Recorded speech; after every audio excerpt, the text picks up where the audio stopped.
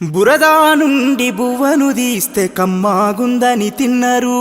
బురదా బట్టల రైతును చూసి దూరం ఉండని అన్నారు. చెమటా చుక్కల సత్తువతోని పుడమి పురుడు పోసుకున్నది. కంటి పాపల కావలిలోనే పంట రాసి నెలకొన్నది. వందనాలు రైతన్నా నీకు వందనాలన్నా, నీ రెక్కాడకుంటే బుక్కెడు బువ్వే లేదన్నా.